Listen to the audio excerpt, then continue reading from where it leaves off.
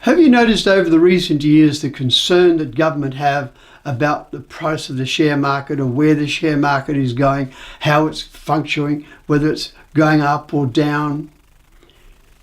Have you noticed how they're concerned about the value of the Australian dollar, how it rises and falls against other currencies?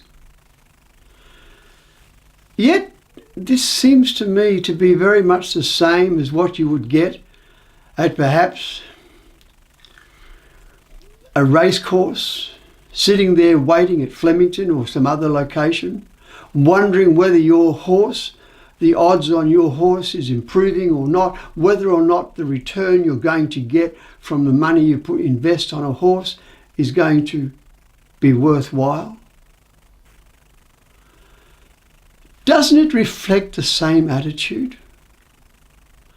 This seems to me to be the result of throwing our economy into the gambler's world of economics, of modern day economics.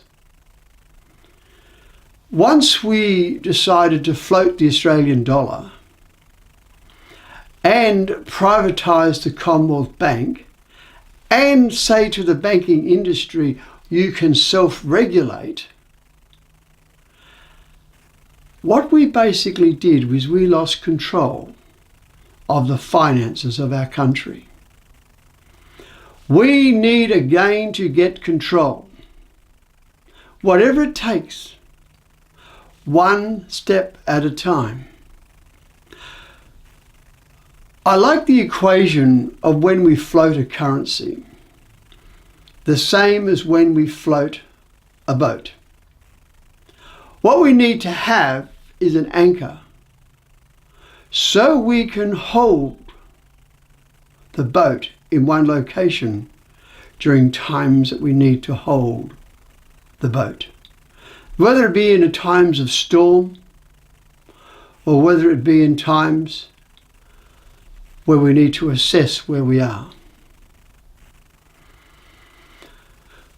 We also need something to give it direction, the rudder, the motor power and the rudder, to give it direction so that the economy can move in one direction or another. At one particular time of our life, I believe, having the Australian dollar in the hands of Australians was actually the anchor.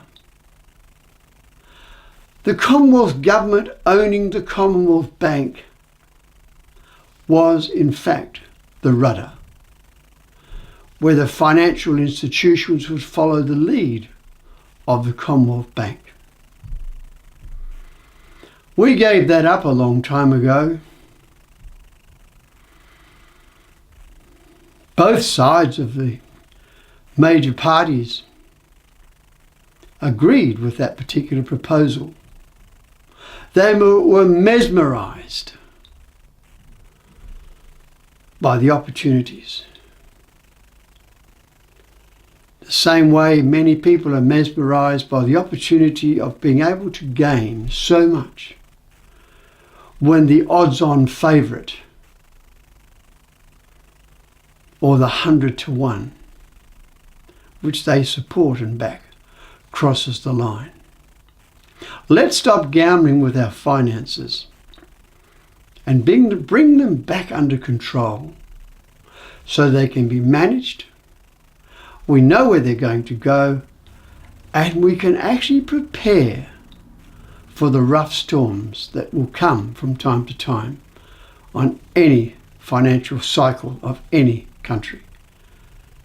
Thank you. I'm Milton Kane for the Christian Democratic Party.